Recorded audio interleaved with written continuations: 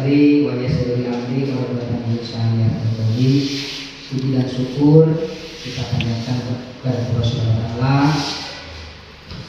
Selawat serta salam semoga terlimpah curahkan kepada baginda Nabi Muhammad berupa kepada keluarga dan sahabatnya, dan mudah-mudahan kita semua yang berada di sini akan senantiasa mendapatkan syafaatnya sampai akhir zaman. Amin ya rabbal alamin. Yang terhormat Ibu Kepala Sekolah Dibangun, yang saya hormati Ibu narasumber, Ibu yang Bujas SPD,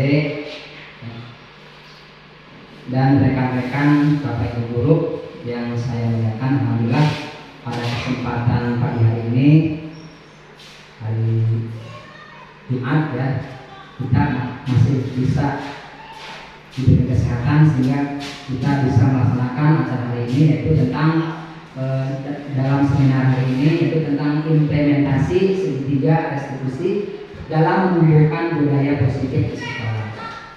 Adapun tujuan acara yang akan dibawakan hari ini, yang pertama pembukaan, yang kedua sambutan dari kepala sekolah, yang ketiga penyampaian materi, yang keempat sesi tanya jawab atau sharing, dan yang kelima doa tutup. Acara yang pertama, untuk mengawali acara hari ini, mari kita tetap secara bersama-sama membacakan basmalah. Bismillahirrahmanirrahim. Acara yang kedua yaitu sambutan dari kepala sekolah kepada Ibu Mulia SPD, dipersilakan.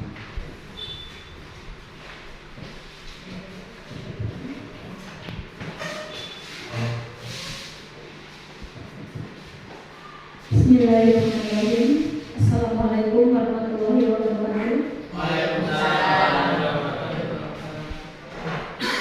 Alhamdulillahirabbil alamin wa bihi nasta'in ala umuri dunya wad din. Sallallahu wa sallim ala sayyidina Muhammad khatami nabiyyi wa ala alihi wa sahbihi ajmain. La haula wa la quwwata illa billahil aliyyil azim. Amma ba'du. Puji syukur kehadirat Allah Subhanahu wa taala bahwasanya pada kesempatan ini kita masih diberikan nikmat, terutama nikmat sehat, sehingga kita dapat berkumpul dalam kegiatan presentasi calon guru penggerak, yaitu tentang implementasi segitiga restitusi dalam menumbuhkan budaya positif sekolah. Bapak Ibu guru yang saya hormati, kegiatan ini diprakarsai atau digagas oleh Ibu Lian Putri Asri.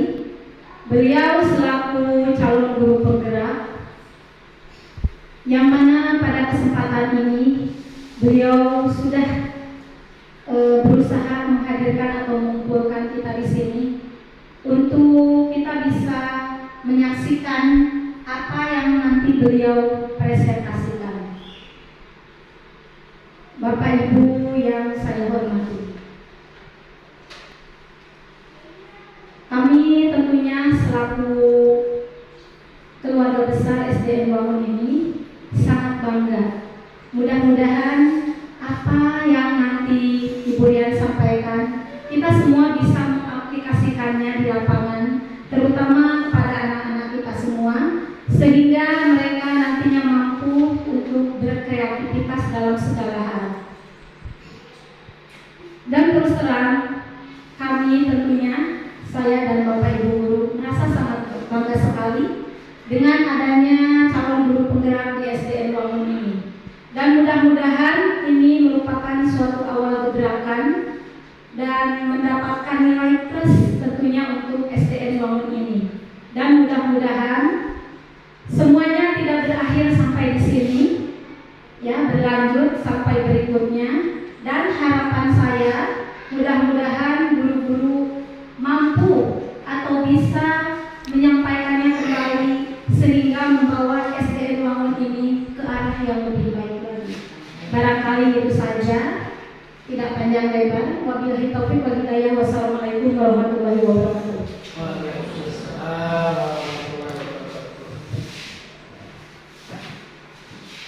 Terima kasih kepada Kepala Sekolah Dibangun yang telah memberikan pesan kepada kita untuk dilaksanakan baik Baiklah, acara yang ketiga itu penyampaian materi tentang implementasi segitiga restitusi dalam menumbuhkan budaya positif sekolah yang akan dibawakan oleh Ibu Rian Puji Asli SPD.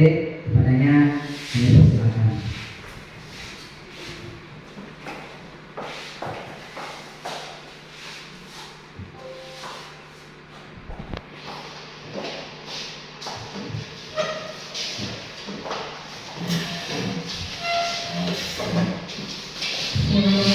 Assalamualaikum warahmatullahi wabarakatuh. Ibu Kepala Sekolah yang saya hormati, serta Bapak dan Ibu Guru SDN Wangun yang saya hormati, terima kasih sebelumnya saya ucapkan kepada Bapak dan Ibu karena Bapak dan Ibu pada hari ini sudah bersedia hadir untuk mengikuti acara aksi nyata yang saya lakukan. Aksi nyata tersebut yang mana merupakan sebuah tugas pemenuhan calon guru penggerak. Apa yang Bapak Ibu lakukan hari ini dengan hadir pada acara aksi nyata ini merupakan sebuah bentuk dukungan yang memang saya butuhkan sebagai calon guru penggerak di SDN Wangun, dan mungkin nantinya juga kedepannya bagi calon-calon guru penggerak berikutnya. Dan mudah-mudahan apa yang saya lakukan ini bisa memberikan dampak positif. Jadi aksi nyata ini merupakan sebuah bentuk diseminasi atau penyebaran pemahaman dari apa yang saya dapat di pendidikan guru penggerak, kemudian saya sampaikan kepada Bapak dan Ibu. Mudah-mudahan nantinya bukan hanya Bapak dan Ibu tapi saya sendiri, jadi kita bersama-sama bisa mengaplikasikan dalam kehidupan sehari-hari kita kepada para peserta didik kita. Nah, Bapak dan Ibu, pada kesempatan kali ini materi yang akan saya sampaikan adalah mengenai implementasi segitiga restitusi dalam menumbuhkan budaya positif di sekolah. Jadi judul ini merupakan istilahnya saya ambil itu dari judul utamanya itu modulnya budaya positif. Bapak Ibu barangkali pernah mendengar istilah budaya positif. Apa yang pertama kali terbersit di benak Bapak Ibu ketika mendengar budaya positif di sekolah? Coba. Yang pertama terpikirkan kalau budaya positif itu kumaha sih? Membuang sampah. Membuang sampah pada tempatnya. Berarti disiplin ya. Kemudian apa lagi? Kebiasaan yang baik, bagus. Nah, kebiasaan yang baik. Budaya itu kan kebiasaan ya. Salaman. Nah, memberi salam kepada guru, saling menyapa, itu semua budaya positif. Jadi budaya positif di sekolah itu kan cakupannya luas. Seperti tadi misalnya disiplin, atau mungkin Pak Amun ketika hari Jumat melaksanakan sholat duha itu kan dalam hal religiusnya, berarti kan. Ada pula budaya positif itu dalam hal hubungan antara guru dengan murid. Nah, judul yang saya ambil ini lebih ke membangun hubungan baik antara guru dengan murid. Jadi bagaimana sikap guru ketika menghadapi murid yang membuat kesalahan. Kan yang namanya kita di kelas itu kan seringkali ada murid yang bermasalah, baik misalkan dari sikapnya kah atau banyak segala macam gitu kan. Nah, di sini saya lebih condongnya ke hubungan itu, Bapak. Karena kenapa?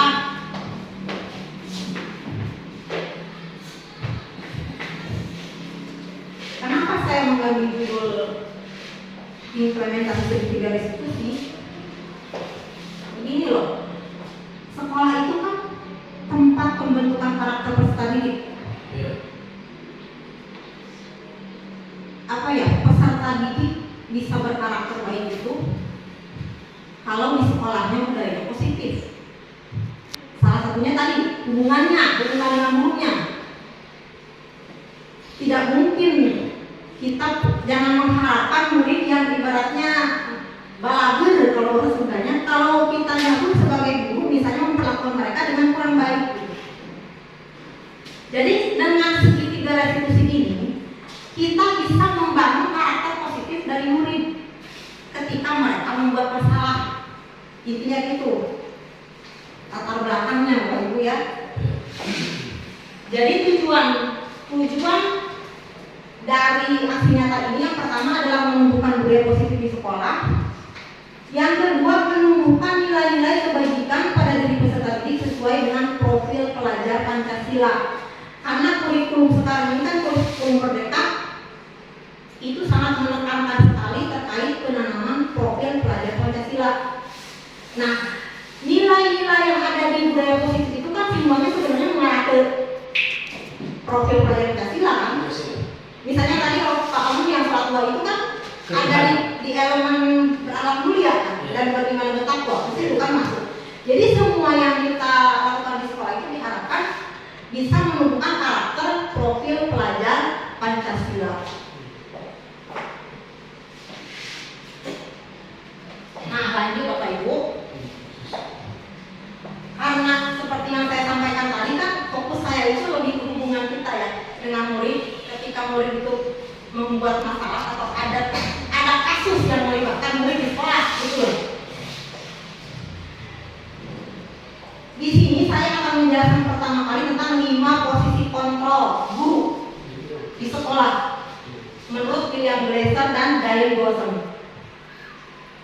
Sebetulnya Bapak Ibu nanti kalau saya sudah jelaskan, Bapak Ibu itu pasti akan merasa, oh kurang iya ya. Pasti gitu. Oh saya ada di sini posisinya. Oh selama ini ternyata saya seperti ini ya. Karena saya mau begitu. Nah, posisi ini dari posisi 1 sampai 5 diibaratkan itu levelnya. Level 1 itu yang paling rendah sebagai penghukum. Kenapa yang paling rendah? Misalnya begini, ada anak yang datang ke lomba, ditampung ke lomba, mata melotot. Rekam nggak nih? Rekam. Ulangi ya Bapak Ibu. Ketika ada anak yang terlambat misalnya, kemudian si guru itu di depan pintu sambil matanya melotot, kamu lagi, pasti kamu yang akan terlambat terus. Push up kamu 50 kali. Apa dampaknya kepada anak? Takut. Ada yang tidak takut. Ada yang kalau misalnya gini dengan kata-kata yang kasar, kan ada yang guru yang misalnya mudah-mudahan di wangunnya tidak ada ya. Murid itu dengan kata-kata yang kasar misalnya marah-marahnya. Bagaimana kalau muridnya sampai sakit hati? Atau dendam mungkin? Itu dampaknya kalau kita ada di posisi sebagai penghukum. Dan penghukum ini biasanya kadang-kadang spontan. Jadi ujung-ujung ketika anak berbuat salah itu, apalagi kalau si guru itu sudah emosi, langsung lari kamu 10 keliling di lapangan tanpa rencana. Tapi dampaknya itu memang sangat buruk terhadap peserta didik. Dan hubungan antara guru dengan muridnya pun tentu tidak baik. Makanya ini ada di level yang paling bawah. Lanjut, kedua, membuat merasa bersalah. Kalau saya dulu ketika SMA pernah mengalami ada guru yang ketika kita tidak bisa, bicaranya seperti ini. Aduh nak, kasihan sekali orang tua kamu, sudah nyekolahin kamu tinggi-tinggi, tapi kamu nggak bisa. Aduh nak, gimana nanti orang tua kamu? Itu membuat rasa bersalah. Kumaha teh kotane ngomong-ngomong kieu. Itu anak nanti bisa merasa minder, tidak percaya diri nantinya, kemudian merasa tidak berharga. Aku orang kayak gitu menawan luar gunanya kekoloteng gitu. Ini juga tidak baik. Meskipun tidak melakukan kekerasan secara fisik maupun verbal, kata-kata itu lembut, tapi nyokit ke budak nyucuk di Jepang. Ini juga bisa menjadi tadi itu mental peserta didik itu jadi down. Kalau si peserta didik itu tidak bisa menyikapi apa yang gurunya katakan untuk menjadi motivasi, gitu kan? Makanya ini juga tidak baik. Lanjut, yang ketiga, posisi kontrol sebagai teman. Kayaknya Pak Kofi lebih baik sebagai teman deh. Teman tertulis. Kan Pak Kofi itu bagiannya. Jadi kalau sebagai teman itu dengan murid itu akrab. Dekat dengan murid. Tapi posisi kontrol sebagai teman ini bisa menjadi dilema tersendiri. Kenapa? Kadang-kadang murid kalau merasa deketin, ngelutak, dampaknya. Nah itu. Dan kemudian misalnya si murid si guru nanti misalkan beda ada sedikit. Tapi si anak itu merasa si guru sekarang gitu. Tadinya saya pikir si bapak itu teman saya, ternyata sekarang udah beda. Jadi ada perasaan ketergantungan. Kemudian di ikatan batinnya itu jadi si murid itu jadi dapatnya ke si guru itu aja udah. Asal deketnya jadi ketak. Itu dampaknya. Tidak ada kekerasan. Kemudian tidak membuat murid merasa rendah diri sebetulnya. Tapi juga kurang bagus. Karena tadi bisa menimbulkan murid merasa ketergantungan. Dan biasanya kata-katanya itu kalau dalam bahasa Indonesia ya, ayolah nak, kerjakan tugas kamu, tolonglah ibu, kamu jangan gitu ya. Atau kadang-kadang dengan humor, geri gitu ya budak teh. Kumaha budak akrab dengan murid gitu, guru. Seperti itu kondisi teman. Yang keempat, pemantau. Nah kalau pemantau ini kalau dalam bahasanya mungkin pengawas. Bapak Ibu pernah dengar tentang kesepakatan kelas? Iya. Nah kan, jadi seharusnya kita sebagai guru itu membuat kesepakatan kelas. Misalnya, kesepakatan kelas ini harus dibentuk bersama-sama dengan murid. Beda dengan tata tertib. Kalau tata tertib sudah ada dari sekolah, murid tinggal melaksanakan, tidak bisa diganggu juga. Tapi kalau kesepakatan kelas harus dengan murid. Misalnya, bukan seperti itu Pak. Misalnya gini. Yang Oh, tidak iya, PTS akan bagaimana? Nah, misalnya gini, kalau kesepakatan kelas itu, ketika bertanya harus mengangkat tangan. Itu kesepakatan kelas. Ditulis, ditulis. Nah, kalau bilang ayah itu baru ide. Boleh minum Bu ketika belajar, tapi tidak boleh makan. Ketika ke WC harus izin dulu. Nah, itu kesepakatan kelas. Jadi murid itu harus ikut memberi ide. Kan kalau tetapi tidak 10 menit sebelum pembelajaran murid harus sudah ada di kelas. Itu tetap tertib. Kalau kesepakatan kelas itu fleksibel dan pasti setiap kelas itu akan berbeda sesuai karakter, bahkan poinnya pun mungkin yang ini sedikit, yang ini banyak, itu bebas. Nah nanti kesepakatan itu ketika murid tidak melaksanakannya konsekuensinya apa? Misalnya tadi ketika kalau misalnya mau ke toilet harus minta izin. Nah konsekuensinya kalau tidak melaksanakan apa? Itu juga bersama murid disepakati. Jadi murid itu tahu orang lamun terkir akibatnya makakir. Dampaknya itu murid sudah tahu konsekuensinya apa. Jadi si guru yang ada di posisi pemantau itu ketika anak berbuat salah, pasti si murid itu diingatkan kepada kesepakatan dan konsekuensi. Ada peringatan lisan dan tertulis. Ada peringatan lisan dan Kamu sekarang mengganggu teman lain ketika belajar, apa konsekuensinya? Itu yang pemantau. Bahkan di kelas pun dia akan berkeliling memastikan muridnya untuk tidak ngobrol. Misalnya ada kesepakatan kelasnya tidak boleh ngobrol saat belajar.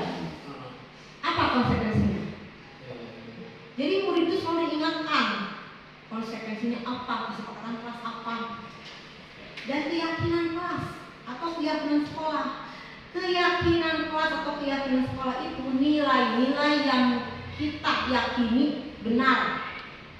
Misalnya kita harus jujur, yakin kurang kudu jujur. Itu kesepakatan kelas. Keyakinan kelas. Atau kita harus menjaga kebersihan. Itu kan keyakinan.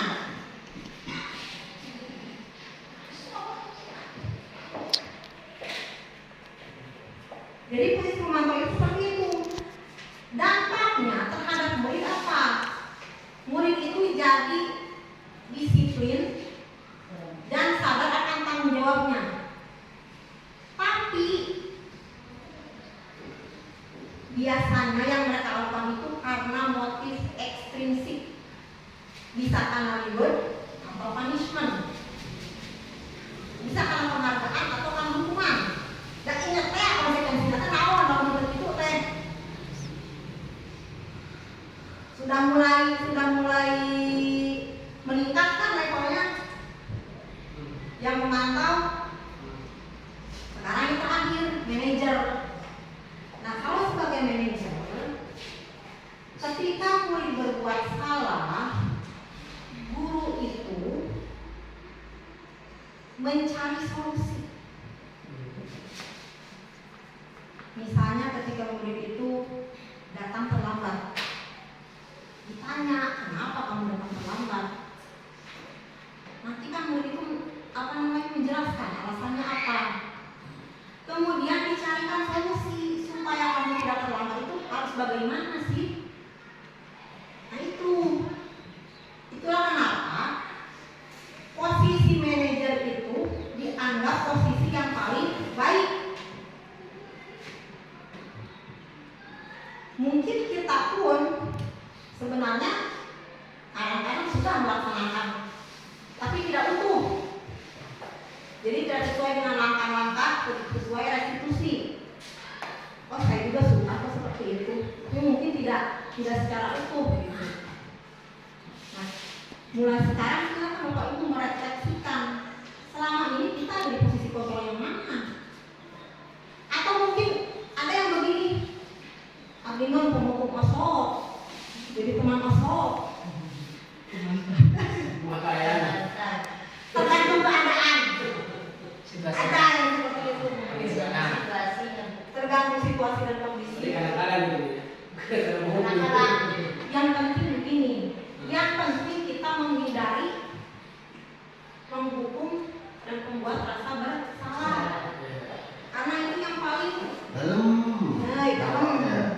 paling tanpa kesepakatan kelas biasanya, tanpa kesepakatan kelas. Karena ini nyambungnya ke sini nanti.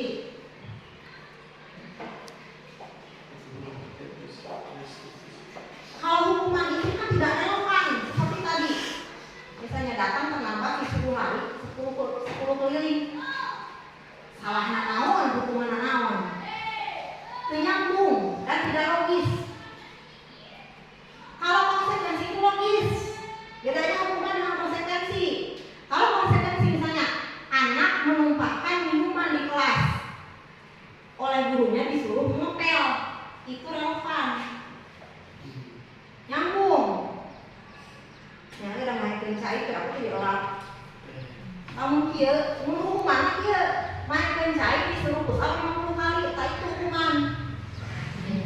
Tidak nyambung dan tidak logis. Itu bedanya hukuman dengan konsekuensi. Jadi hukuman itu sifatnya negatif.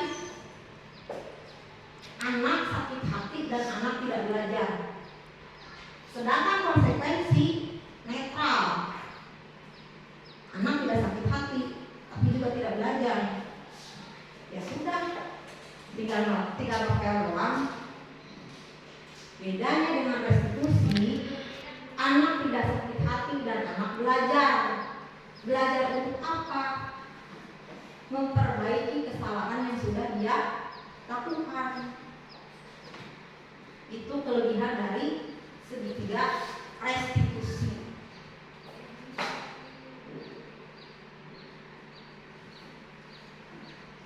Nah, ini restitusi adalah proses menciptakan kondisi bagi murid untuk memperbaiki kesalahan mereka.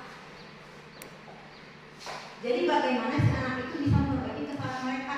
Kita bimbing, kita arahkan. Supaya apa? Nanti ketika mereka kembali ke kelompoknya, kembali ke lingkungannya, itu mereka sudah memiliki karakter yang lebih baik sesuai dengan nilai-nilai kebajikan. Jadi lebih disiplin, jadi lebih bertanggung jawab, jadi lebih jujur, jadi lebih beriman, jadi lebih menghormati orang lain. Nah, itu restitusi itu tujuannya. Dan restitusi ini terdiri dari 3 tahapan yang disebut dengan segitiga restitusi. Yang pertama itu menstabilkan identitas, yang kedua validasi tindakan, dan yang ketiga menanyakan keyakinan. Jadi di restitusi mah keyakinan itu penting. Kenapa penting? Kalau menurut Ki Hajar Dewantara, jadi Kurmer itu mengadopsi dari pemikiran Ki Hajar Dewantara. Belajar merdeka, mengajar merdeka, kurikulum merdeka. Maksud merdeka itu bukan si murid itu harus bebas di kelas, tapi merdeka itu melakukan segala sesuatu itu berdasarkan hal yang mereka yakini. Itulah kenapa kita sebagai guru harus menanamkan nilai-nilai kebajikan yang nampaknya itu nanti akan menjadi sebuah budaya positif. Yang pertama, ke tahapan segitiga restitusi yang pertama, menstabilkan identitas. Kalau secara sederhananya, Bapak Ibu, daripada kita baca secara teori, sederhananya begini, menstabilkan identitas itu menenangkan ketika anak berbuat salah. Misalnya kelas 4 ayam negara lupa sini, dipanggil Bapak sini. Nah, langkah pertama itu ditenangkan dulu. Ya. Kan ayah budak belum kan ambok belum. Bisa bergerak. Bisa bergerak, sok kadilah. Ayah naon kita yang naon. Itu namanya menstabilkan identitas. Jadi boleh dibuat tenang dulu. Ya sudah, misalnya cek budak kecil. Di pokoknya kan ditaruh. Memang dulu segitu apa? Kecean misalnya. Bapaknya pasti kesel sih mau dikecek. Kenapa gitu gitu. Bapaknya pasti kesel mau jadi kamu. Siapa sih yang nggak kesel kalau ada yang mau ngejek gitu kan? Itu menstabilkan identitas jadi supaya tenang. Seolah-olah apa yang dilakukan si anak itu wajar. Yang wajar di posisi itu kamu ngambek wajar. Langkah selanjutnya apa? Validasi tindakan. Tanya lagi. Kamu kan tadi melakukan kesalahan itu berantem itu misalkan berantem sampai nunggul atau amuk di nunggul. Kenapa? Ditanya lagi, dijelaskan lagi. Sampai penjelasannya dengan ke anak ya? Tanyakan alasannya. Ditanyakan alasannya. Dan lamun berantem aku bisa satu pihak, harus dua-duanya. Iya. Kamu dari pihak si A bagaimana, dari pihak si B bagaimana? Karena apa? Setiap tindakan manusia itu, termasuk kita sendiri, pasti didasari oleh 5 kebutuhan dasar. Jadi yang mau fitnah,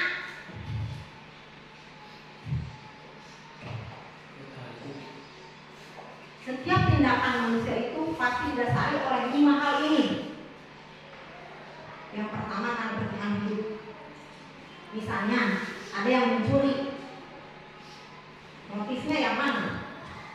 Bertahan hidup supaya Bertahan hidup. ini makanan. Mencuri pensil. Mencuri pensil untuk bertahan hidup. Atau misalnya anak itu disikit misalnya,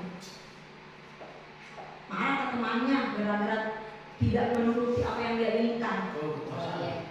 Kekuasaan. Masalah. Berpuasa. Ada.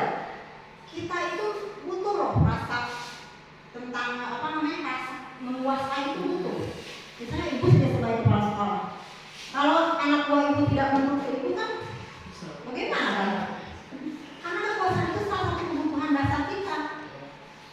Buat sidak pakmu menurut, kemanusiaan menurut. Itu kebutuhan dasar manusia. Kekuasaan. Kesenangan. Misalnya ada anak yang jahil, iseng. Ayah kan begitu iseng loh bilangnya. Memang senang. Jadi dia itu seolah mendapat kesenangan ketika jahil ke temannya. Puasan. Kepuasan. Ganggang, Puas. Tidak ada penggunaan sebetulnya, tapi kan nggak senang, Puas barunya. Atau ketika anaknya nih, siapa yang mau hidup video ngabarin kira-kira dia butuh apa? Kasih sayang dan rasa keterima. Kasih sayang, butuh perhatian. Wah, Main sepanjang bola ya, keras. buruan banget sepanjang. Dinasa validasi tindakan eta kurang teh kudu apal. Yang mendasari itu kebutuhan yang mana? Kasih sayang. Kasih sayang. Kasih sayang. Jadi anak itu supaya enggak mati rasa gitu ya. Ketika dia mempunyai masalah, anak itu enggak mempunyai rasa mati rasa gitu. Mati rasa. Mati rasa itu anak itu enggak pasti anaknya enggak minder gitu. Ketika anak punya masalah itu kita harus menghadapi secara kasih sayang. Kalau kita dalam kekerasan kan anak jadinya kayak brutal gitu kan. Malah memberontak. Memberontak. Hampir si kayak ditakut kan. Nggak bisa ya. Seperti itu. Kalau misalnya anak kita punya masalah ya, gurunya itu malah menjadi bikin membebani gitu ya. Karena kita kan Jadi kita itu ketika kalian berbuat salah bukan malah menyalahkan. ya, nah itu seperti itu. Justru dirangkul. Ada Ditangkap, adek. Murid saya malah ditangkap, adek. Banyak kan? Suami istri. Oh, pasti itu mau Suami ditembak. istri mau belanja. Atau gitu, yang tadi berantem misalnya si Nanda sama si Nanda, Iya. si Nanda sama si Nanda, Nanda sama si Git. Sigit. Kekuasaan yo. Kira-kira penurut ya, penurut ya cek kurang gitu-gitu teh. Berarti kebutuhan dasarnya Anak apa? itu kasih sayang, perhatian, Perhatian. ya. Bimbingan dengan Kebutuhan kekuasaan juga kan saya menguasai teman-temannya. Senangan. kebiasaan juga sih Bu. Karena saya mah kebiasaan Lingkungan juga ya. dari kebiasaan sehari kan kita kan sebagai guru ya setiap mereka kelas. Jadi harus ada bimbingan yang positif kepada anak kan bisa jadi kan ada perubahan. Jadi ya seperti itu ya kayaknya. Iya. Jadi di tahap validasi tindakan itu kita mencari tahu motif mana yang mendasari si anak berbuat seperti itu. Nah, begini misalnya itu oh ternyata kebutuhan dia yang tidak terpenuhi nanti. Nah itu.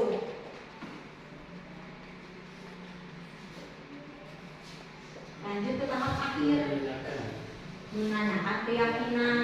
Nah inilah mengapa saya pun sebetulnya baru mau mulai seperti kesepakatan kelas buat keyakinan supaya apa? Supaya anak teh pasti sadar oh orang teh mungkin di dalam teh gitu. Jadi nilai-nilai keyakinan yang ada di profil pelajar Pancasila itu kita harus tanamkan kepada anak ketika di kelas. Misalnya gotong royong atau bertanggung jawab, disiplin. Misalnya tadi ketika anak itu sampai menjok temannya, keyakinan kelasnya kira-kira yang sesuai apa? Biasanya perasaan. Tidak, maksudnya keyakinan yang relevan untuk ketika si murid itu kekerasan. masuk ke kelas teman-temannya. Kira-kira keyakinannya apa yang harus ditanamkan? Membuat kesepakatan kelas di kelas tersebut khususnya kalau ada kekerasan atau gimana gitu. Bisa tidak kalau kita keyakinannya itu menghormati orang lain Oh iya. atau menghargai orang lain? Menghargai. Toleransi. Toleransi, Toleransi ya. empati misalnya, kan bisa. Iya. Atau ketika anak tidak contoh lain ya, ketika tidak datang ke sekolah selalu terlambat, atau misalkan ke sekolah itu pakaiannya tidak rapi, Iya. keyakinannya yang kita tanamkan apa? Disiplin. Disiplin. Kita tanyakan anu nyambung teh, kamu ingat tidak dengan keyakinan kelas kita? Ingat bu, kita harus disiplin. Itu kamu tahu kita harus disiplin. Kenapa kamu itu melanggar? Kenapa di kelas kamu tidak pakai sepatu? Berarti kamu sudah kalau itu Melanggar. menyalahi keyakinan yang sudah Buat dimiliki kan? Melanggar norma. Atau tadi misalnya membuang sampah sembarangan, keyakinannya itu harus menjaga kebersihan. Kita tanyakan kepada menurut kamu perlu tidak menjaga kebersihan itu? Perlu. Berarti kamu yakin dong kebersihan itu penting? Yakin. Lalu kenapa kamu membuang sampah sembarangan? Nah itu. Jadi di tahap menanyakan keyakinan itu kita umumkan apa yang dilakukan murid dengan keyakinan yang merupakan nilai-nilai kebajikan yang ada di profil pelajar Pancasila, supaya nanti apa? Karakter murid itu berubah. Oh, lehernya orang teh buang sampah sembarangan, jadi dampaknya jadi gitu. Berarti orang teh memang perlu menjaga kebersihan. Nah itu memang prosesnya itu akan lama loh Bapak Ibu. Dibanding kalau kita menghukum, udah terlambat langsung dihukum. Proses. Nah, butuh proses. Memang butuh proses. Sabaran. Harus konsisten. Tidak bisa instan. Anak sekali dia restitusi langsung berubah. Tidak bisa. Jadi harus konsisten. Nah ini saya ada contoh. Kemarin saya melaksanakan di kelas 1.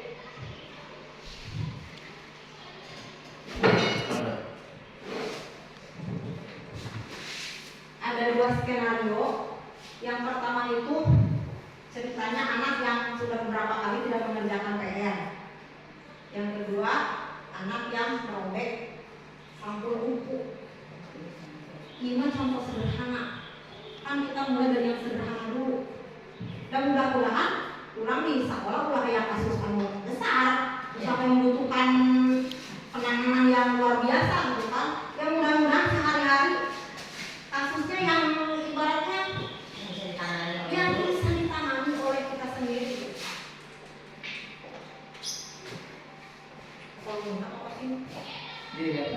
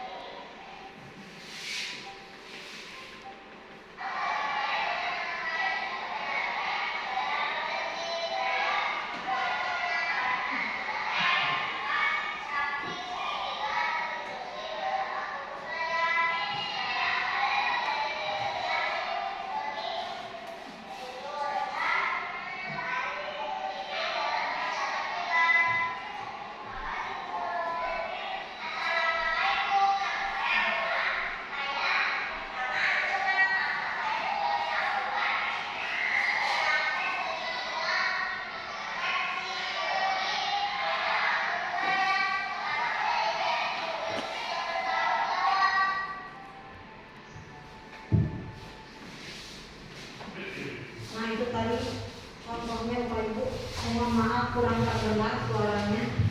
Jadi intinya di kasus satu itu murid yang bernama Alfa itu skenario-nya ceritanya tidak mengerjakan PR selama beberapa kali. Dipanggil lah oleh gurunya, kenapa kamu tidak mengerjakan PR? Gitu kan.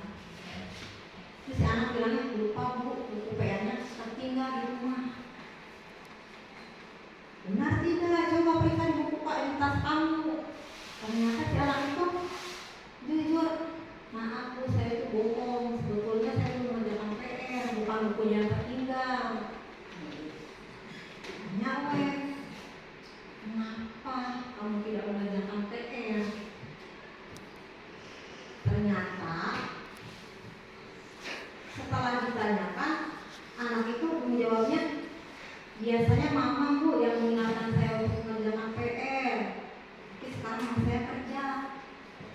Jadi ceritanya di rumah itu tidak ada yang mengingatkan si anak tersebut untuk mengerjakan PR. Kan yang namanya anak ya baru kelas 1, kan hilang, ingat kan apa ya gitu kan. Akhirnya si guru itu bilang ke anaknya, ya sudah tidak apa-apa, tapi lain kali kamu jangan berbohong. Kamu ingat dengan keyakinan kelas kita, ingat kita itu harus berkata jujur. Jadi daripada ketika tidak mengerjakan PR, daripada kamu bohong PR-nya tertinggal, lebih baik kamu jujur. Tapi alasannya kenapa? Nah setelah itu kita bersama murid mencari solusi. Sok aku aja nama di rumah mama kamu kerja. Kira-kira selain mama siapa yang bisa mengingatkan kamu atau membimbing kamu untuk mengerjakan PR? Ada kakak. Bilang apa nanti kakak? Kak, kalau bantu saya untuk mengerjakan atau ingatkan saya untuk mengerjakan PR. Nah itu jadi mencari solusi. Mencari solusi supaya anak itu tidak mengulangi kesalahannya dan karakternya jadi lebih baik, jadi lebih disiplin, jadi lebih jujur. Itu contohnya Bapak Ibu. Saya juga pertama kali mempraktikkan, nah, mereka kalau yang mau mudah-mudahan ke depannya kita juga bisa mengaplikasikan gitu Bapak Ibu. Dan apa namanya, menempatkan posisi kontrol kita itu yang paling tepat, yang minimal atau pemantau lah. Bagus-bagusnya sebagai manajer, karena bagaimanapun kan kelas itu yang mengelola kita. Namun cepuan di mana budak makin dulu, nah benar tuh. Bagaimana manajernya? Jadi jangan salahkan murid ketika sikap murid itu negatif, karena dimulai harus dari kita dulu yang membiasakan budaya positif. Nah itu barangkali materi yang bisa saya sampaikan terkait dengan implementasi sesudah diskusi. Mudah-mudahan kedepannya kita bisa bersama-sama menerapkan di dalam kelas sehingga nanti sekolah kita bisa menuju ke arah yang lebih baik, ke arah yang positif tentunya. Karena bagaimanapun banyak hal yang menunjang sekolah untuk bisa lebih baik kan. Pastilah itu sekolah-sekolah paling paham urusan firman. Untuk memajukan sekolah itu kan tidak mudah Bu. Banyak aspeknya kan. Iya nak kemana, itu nak kemana. Jadi dari segala bidang itu sebetulnya harus, kalau ingin jadi sekolah yang baik gitu ya segala halnya juga harus bagus. Kita mulai dari hal-hal yang sederhana saja dulu, dari diri kita sebagai guru yang melaksanakan pembelajaran itu yang berpihak pada murid. Jadi jangan memikirkan diri kita sendiri. Kan sekarang zaman lagi sudah zaman kurikulum merdeka. Kalau Ki Hajar menyebut nanti kita itu menghamba pada murid. Sampai kata-katanya itu menghamba dalam artian menjadi babu. Tapi segala hal yang kita lakukan di rumah kita, di sekolah itu ya untuk murid, melayani kepentingan murid supaya murid itu bisa mencapai kompetensi terbaiknya. Jadi potensi nanti keluar dari guru anu naon sih, ari guru nu baik mah pasti udah naon bakal lebih baik, akan lebih cerdas, lebih kompeten, potensinya bakal muncul, tergali bakal teh murid dan guru anu baik mah. Jadi kita mudah-mudahan bisa menjadi guru yang bisa membimbing, melayani murid supaya membentuk karakter murid sesuai dengan profil pelajar Pancasila. Nah, acara selanjutnya barangkali Pak Kosim barangkali ada yang mau menceritakan pengalaman. Misalkan saya pernah menjadi pembuku atau pernah menjadi saya sudah pernah menjadi manajer pelaksanaan restitusi. Barangkali silakan ada yang pernah posisi kontrol yang selama ini Bapak Ibu rasakan ada di mana gitu.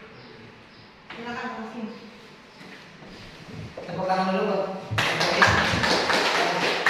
Alhamdulillah yang acara materi dengan sangat menarik ya. Mungkin pasti semua pasti merasakan lah, kelas 1 sampai kelas 6 pasti merasakan. Pasti warna-warni kelas kita ya. Alhamdulillah ya. Saya juga emang ada tuh teman juga kadang teman ya. Teman. Tapi kadang-kadang anak itu ya begitu, anak-anak di rasa mana yang berbeda akhirnya ketika tugas atau ada jadi Pak Mahmud anak-anak kadang gitu menyepelekan tugas. Tugasnya. Alhamdulillah ya kemudian terima kasih untuk nantinya. Terus mungkin yang sesi yang keempat mungkin ada sharing dari rekan-rekan atau bertanya, silakan Pak Dedin. Ada pertanyaan? Maaf. Ini kita berbagi pengalaman saja udah bisa. Sharing. Naik maju dikit kan? Ke sini naik ke depan. Assalamualaikum warahmatullahi wabarakatuh. Yang saya hormati Ibu Kepala Sekolah Haji Muhammad, Bapak dan Ibu guru yang selalu dicintai dan dihormati. Berpuluh ya, kurang lebih 2 tahun ya, 20 tahun lebih ya. Ternyata menghukum anak itu pertama bisa dikatakan berhasil tuh ya. Taruhlah bisa dikatakan 1 tahun 2 tahun. Selanjutnya anak bisa berontak atau istilahnya ngelawan. Dipikir-pikir kemacaran gitu ya. Ketika ngajar, umpamanya saya ngajar PAI gitu ya di kelas 1. Aduh, keningan geus istirahat ya. Sok kamu tahu tiba-tiba nu kaca teh nyimpang asup ka jero. Yang saya lakukan bukan mengusir. Ini istilahnya bisa inspirasi gitu ya. Bukan mengusir Bu, ternyata justru diajak. Wah, ternyata ini ada kedatangan kakak kelas kelas 2. Kita dengarkan pokoknya ya ketika pelajaran PAI kita dengarkan surat tanah. Bukan pasti ada yang istilahnya patuh, ada yang kabur. Wah, kabur. Itu kan pertama mengingatkan ya. Oh iya, saya harus hafal ini. Sok Pak, baca nama Pak ya. Nah, padahal itu Pak mancing. Ulang agama ke kelas hiji di nama itu. Kedua mengingatkan anak-anak kita dengarkan nih ada kakak kelas yang masuk nih. Sok baca. Kita nama surat Anas. Buru-buru kita kalau Pak itu pasti ngawal surat Anas. Nah dengarkan dia. Ini kelas 2 ya asup lagi roh. Nanti ke surat Anas. Oh bagus. Terus yang lagi kamu lila kene yo di dalam hotel lila wae yo. Oh sih kayak kene wae itu. Cici wae udah kabur gitu. Enggak, tapi istilahnya disiasati supaya baca. Anas apa orang. Lila akhirnya kabur. Nah itu ya pengalaman saya. Kalau istilah dibentak, istilah digusir, ya istilahnya apa sakit hati loh, mudah kan istilah apa ekspresinya atau jalan rasanya kamu galak, woi kurang diusir. Nah ya, mungkin itu ya istilahnya sharing atau jalan bagi pengalaman mengenai bukan apa namanya hukuman secara jelas teka ciri gitu. Kalau mengingatkan ulah aku ke kelas C atau yang lain tuh ya, mengingatkan itu ke anas apa, padahal itu siasat kasih jawabnya berkenan harus apa surat-surat pendek. Selain itu banyak siasat yang menginginkan terus menerus belajar atau menginginkan mengaji lah gitu. Atau kadang di hukuman kalau belum disiksa ya. Bagi saya hukuman tapi istilahnya mengarah ke pembelajaran, bisa dengan baca Iqra. Kan huruf ada apa? Baca Iqra. Huruf. Yang lain banyak ya. Istilahnya pengalaman maklum aku kalau usulannya bertahun-tahun jadi rubah. Nah, itu yang saya sampaikan ya. Terima kasih. Wassalamualaikum warahmatullahi wabarakatuh. Intinya dan pengalaman begini, jadi sharing mungkin bukan mengusir ya, intinya secara halus lah supaya anak tidak mengganggu lah. Terus Pak Eden ada ya sudah Barangkali Pak Eden kan sharing di kelas tinggi kan lumayan berat lah. Tindakannya sudah Kalau punya anak ada masalah, ada banyak gitu ya. Boleh sharing. karena Pak Eden kan paling banyak. Baik, saya berbagi pengalaman ya. Memang sangat luar biasa kelas 6 itu memang, apalagi tadi sudah pada tahu semua ya, Sigit dan Nandang itu luar biasa. Apa sih, dua siswa itu luar biasa. Sang penguasa. Haus akan kekuasaan. Jadi menguasai. sampai kadang-kadang kesabaran itu sudah habis lah ya, tapi emang kata Burian tadi emang butuh proses, emang nggak bisa instan ya, semuanya butuh proses. Dan memang pengalaman saya pribadi itu anak itu selalu diberikan motivasi bahwa kamu itu harus punya masa depan yang lebih bagus, dan kamu itu enggak sekolah di SD aja, nanti kamu itu harus berkembang, sekolah lebih tinggi lagi, punya cita-cita. Nah alhamdulillah Pak Qasim yang sudah berubah itu Sigit, si Nandang selama ini belum. Si Sigit itu sekarang udah, kalau dikasih tugas, dulu makan nulis nggak pernah selesai. Kalau dikasih nulis nggak pernah selesai Bu, dikasih tugas nggak pernah dikerjakan. Sekarang alhamdulillah Sigit itu walaupun lambat sekarang sudah bisa menyelesaikan tugas-tugasnya, nulis juga sudah selesai. Tinggal satu lagi ini yang butuh proses. Ya tadi ya emang pengalaman pribadi, memang semuanya itu tidak butuh waktu ya. Tidak semuanya selesai dengan cara yang instan atau dengan cara yang cepat. Ya bisa kita berikan motivasi, bisa kita terus si anaknya diberikan semangat bahwa belajar ini memang sangat penting ya, apalagi si anak ini kan di SD ini kata saya adalah generasi emas, masanya untuk belajar gitu ya. Saya selalu ingatkan, dan memang tadi ya ada anak yang memang sudah agak berubah, ada yang memang masih gitu-gitu aja ya. Mungkin itu saja pengalaman saya. Sekian, assalamualaikum warahmatullahi wabarakatuh. Waalaikumsalam warahmatullahi ya. Apa sharing dari kelas 6, memang kita butuh proses. Mungkin dari Wadi atau Dari kelas rendah barangkali. ada Tadi kan kelas tinggi, sekarang kelas rendah. Anda bagaimana pengalaman atau ada pertanyaan untuk Bu Rian? Sebentar sharing. Ternyata buat kita. Atau sharing kelas rendah. Assalamualaikum warahmatullahi wabarakatuh. Waalaikumsalam warahmatullahi wabarakatuh. saya yang tadi ada di nomor 4 ya, pemantau. Dan tadi Ibu Burian bilang, dalam pemantau itu kan ada konsekuensi untuk anak. Nah, di kelas 2 di saya ya, emang ada peraturannya. Mungkin dari hal yang itu ya, ke WC ada peraturannya, kalau misalkan mau ke WC harus izin dulu ke ibu. Kalau ada yang keluar kelas ataupun mau beli apa harus izin dulu ke ibu. Nah, yang saya tanyakan kan konsekuensi dari saya itu kembalinya ke hukuman. Kalau misalkan ada yang keluar kelas, nanti akan ibu hukum. Ya, kalau misalkan ada yang ke WC tidak bilang, akan ibu hukum.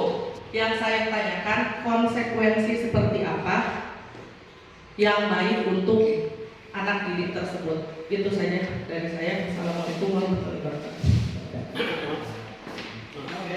Waalaikumsalam warahmatullahi wabarakatuh. Ya, ini mungkin itu kalau langsung jawab apa kita dulu? Ya. Baik, terima kasih kepada Bapak Ibu guru yang sudah berbagi pengalaman. Dan sekarang juga kita akan berbagi nih. Karena semua orang juga, semua guru pasti mengalami konsekuensinya seperti apa yang tadi balik kan? Yang baik Yang baik siswa. untuk siswa. Tadi kan sudah dijelaskan bedanya hukuman dengan konsekuensi. Kalau hukuman itu tidak relevan dan justru menyakiti, misalnya tadi suruh push up, suruh lari, itu menyakiti. Menyakitinya itu bisa fisik, bisa ke hatinya, ke mental. Kalau konsekuensi tidak. Jadi konsekuensi itu relevan. Sekarang kalau tadi misalnya yang menumpahkan air, caranya dengan mengepel, itu kan relevan. Ulah karena menumpahkan air anak disuruh push up, malah kan nyambung, tidak sesuai dengan apa yang dilakukannya. Jadi acuan baik dan tidaknya itu direlevansikan dengan pelanggaran yang dia buat. Jadi perlu sesuai buat nih antara apa yang dia lakukan dengan yang kita konsekuensi yang kita berikan. Misalnya tadi Bu Ani budak teh Tidak izin. tidak izin. Nah, kita bisa buat kesepakatan di kelas. Kira-kira kamu cocok untuk kelas 2 karena kita kelas rendah. Saya juga sebagai guru kelas 1 jujur ya,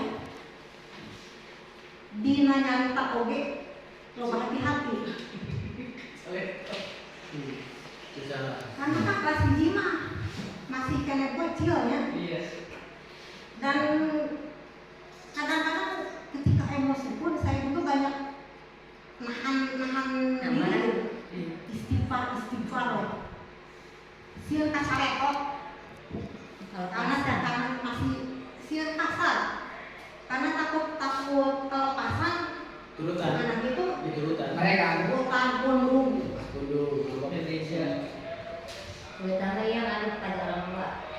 Mengadu pada orang tua berbeda. banyak itu Mengadu pada orang tua. Kita orang tua ngomong deui. Ibu beli gitu. Jadi acuan itu pokoknya disebut baik itu ketika relevan sesuai. jadi bukan hukuman, bukan menyakiti ya intinya Bukan ya menyakiti. seperti pusaka semacam itu intinya menyakiti ya Menyakiti. walaupun itu kesepakatan bersama apakah boleh Tidak boleh. Tidak boleh. otomatis tidak boleh sama sekali ya Menurut Pak boleh tidak seperti itu. misalkan anak-anak dia pas satu dulu tapi mah anu tuh MPR Anak setuju. anak-anak setuju misalkan ya misalkan setuju anak-anak itu setuju kita bikin buat kelas misalkan ini ya Pak saya mah setujuan itu budakna tapi kesepakatan anak-anak bersama dengan tapi kita seperti itu apakah boleh seperti itu mungkin menurut Ibu Tentunya di sini Bapak Ibu tentunya harus bisa melihat terlebih dahulu ya. Jadi bentuk kesepakatan atau kontrak kerja itu kan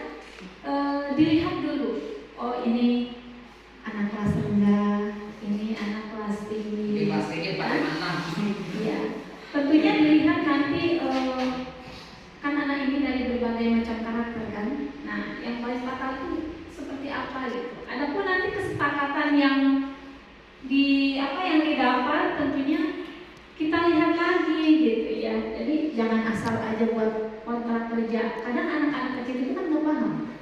Dia tuh nggak paham gitu bahwa oh harus begini.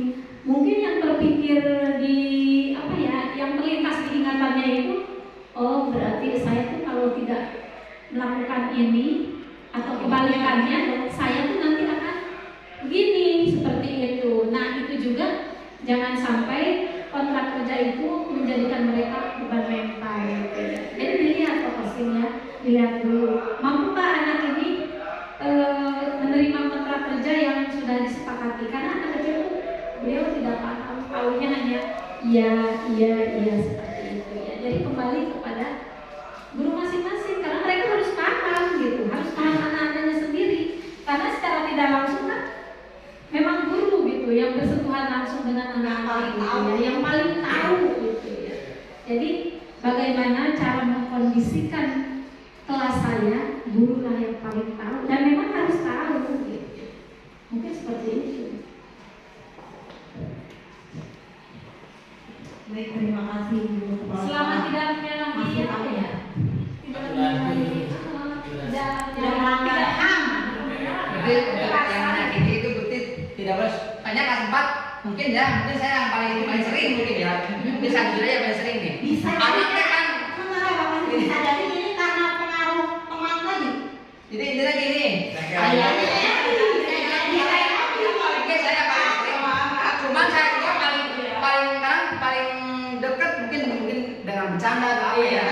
Ada juga begini ya, sambil yang juga. Jadi kelas 4 mungkin kan saya di kelas 4 itu mungkin untuk matematika khususnya ya. Saya kan menggalakkan hafalan tiap Selasa dan Jumat. Hafal apa? Perkalian, harapan.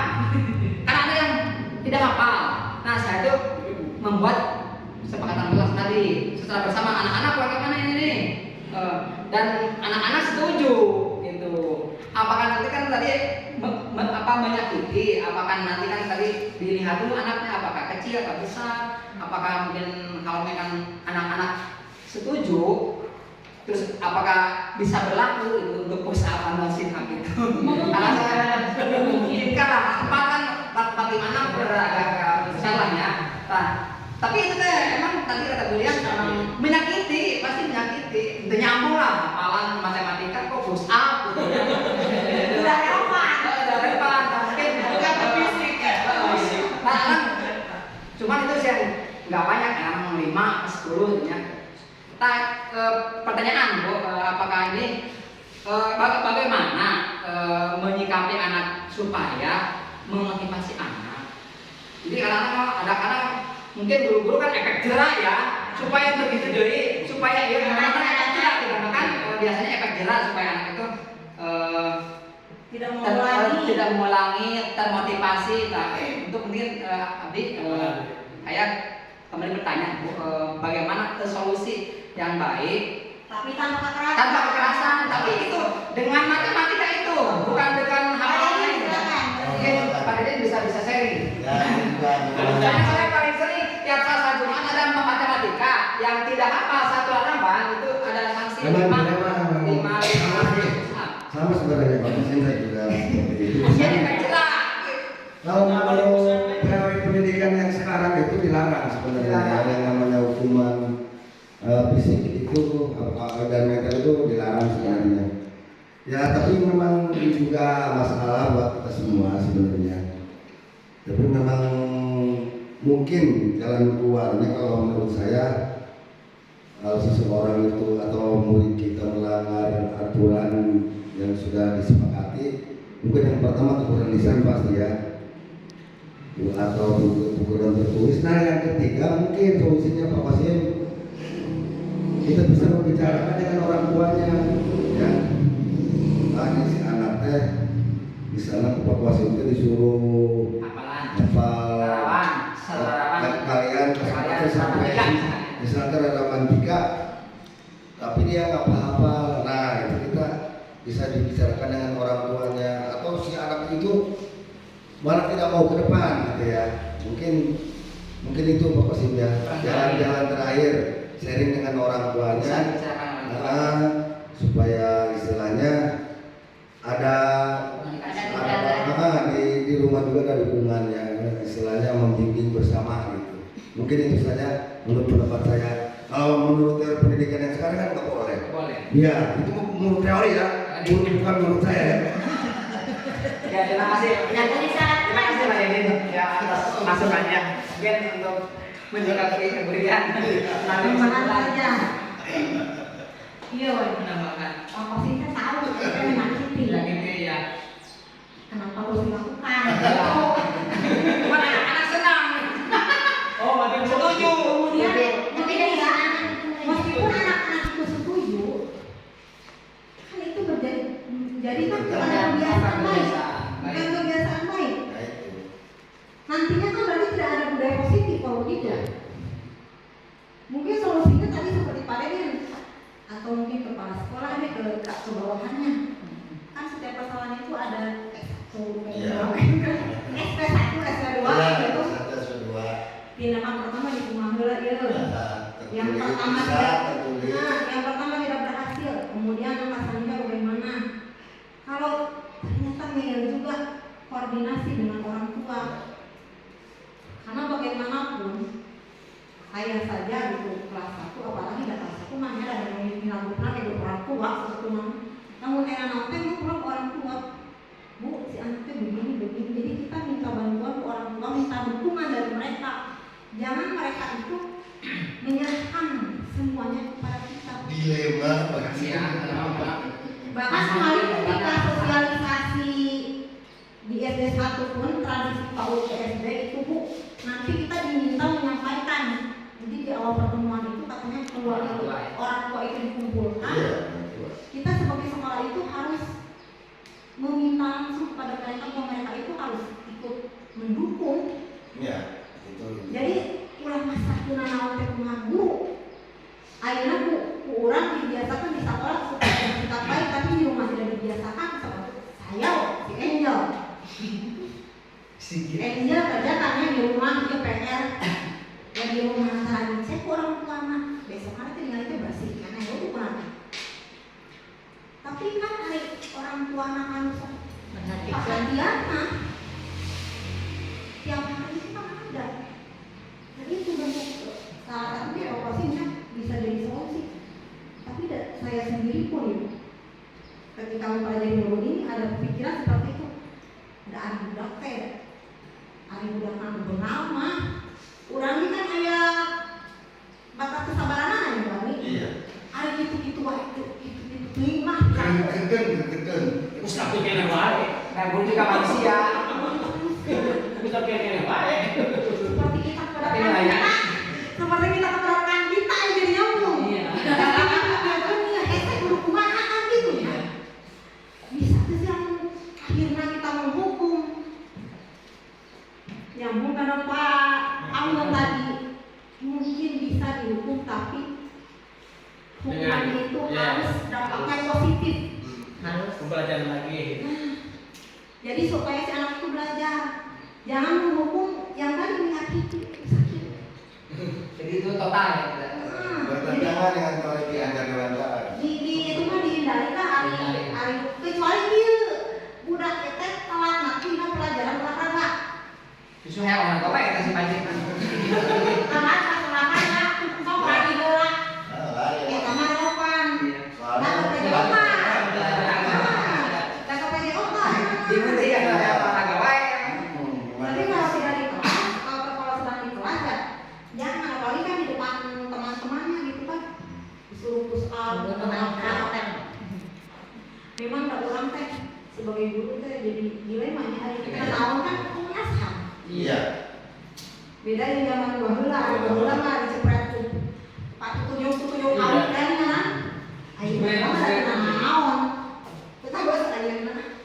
Berarti datang orang tua ke sekolah. Nah, itu makanya kita harus menghindari supaya yang menghindari konflik dengan orang tua juga gitu kan. Mendisiplinkan anak tapi juga membebaskan anak kurang lain. Jadi mendisiplinkan anak jadi ya itu tadi dengan restitusi prosesnya lama.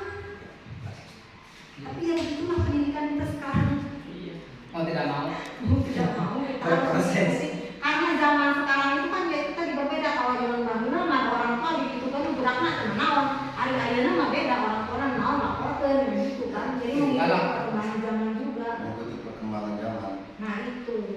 Dan lagi begini kalau kata Ki Hajar Dewantara, jadi Ki Hajar itu tidak setuju dengan teori tabula rasa yang mengatakan kalau anak itu ke sekolah dalam keadaan kertas kosong. Ki Hajar itu tidak setuju. Jadi menurut Ki Hajar, anak itu datang ke sekolah sudah coret-coret. Kusut ya. Sudah ada Latar coret-coretnya. belakang. Nah tugas kita sebagai guru itu menebalkan yang baik, mengurangkan yang tidak baik dari si anak itu. Jadi itu, jadi memang kenapa? Itulah kenapa sekarang itu karakter lebih utama tunara itu kan. Karena sekarang memang yang krisisnya itu makanya banyak bullying atau mau sih anu dibaca itu Banyak tawuran. kan? Karena memang sekarang krisisnya di karakter gitu. Mungkin itu Bapak Ibu. Ibu kepala sekolah barangkali ada yang lain yang mau disampaikan silakan. Kalau dari saya sudah cukup Bapak Ibu. Sebagai closing aja Bu, closing. Kesimpulan. Dan tutup pasti.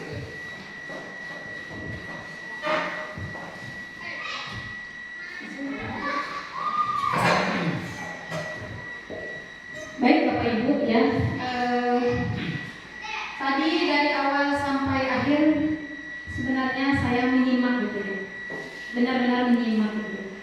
Kalau diperhatikan materi ini memang cukup menarik ya.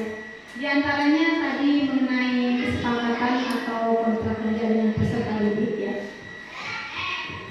Dari awal sudah dihimbau barangkali Bapak Ibu guru juga tahu ya bahwa intinya guru itu harus selain mengenal karakteristik anak, jadi guru itu harus benar-benar paham latar belakang anak gitu ya.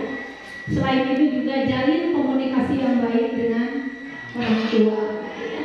Selain untuk memantau perkembangan anak, jadi ketika guru menemukan atau ada temuan hal-hal yang sekiranya negatif, jadi guru itu sudah paham, oh latar belakang si anak ini itu seperti ini gitu ya. Karena kita memang sudah tahu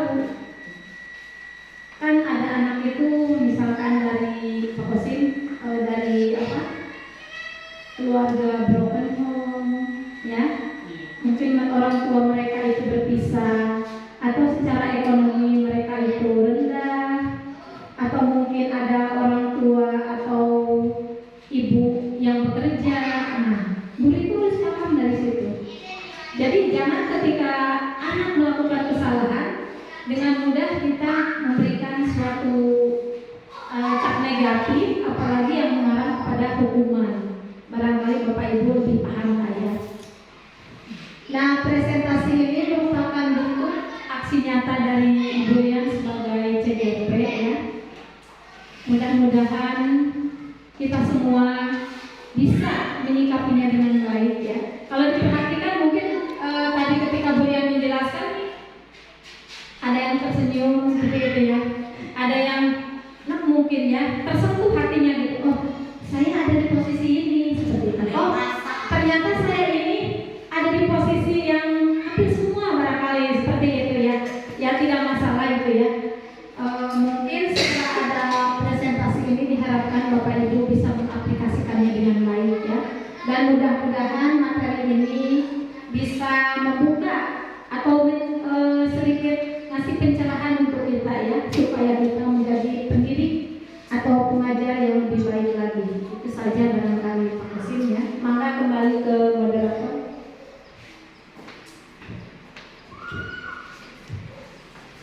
Alhamdulillah, terima kasih kepada Bapak Ibu sekolah sebagai wasi ya. Dan alhamdulillah acara demi acara sudah kita bersama, dan untuk menutup acara ini mari kita bersama-sama membaca al-Fatihah untuk dengan doa Rabbana atina fid dunya hasanah wa fil akhirati hasanah wa qina sekian dari saya, mohon maaf atas segala kekurangan. Billahi taufiq wal hidayah. Wassalamualaikum warahmatullahi wabarakatuh.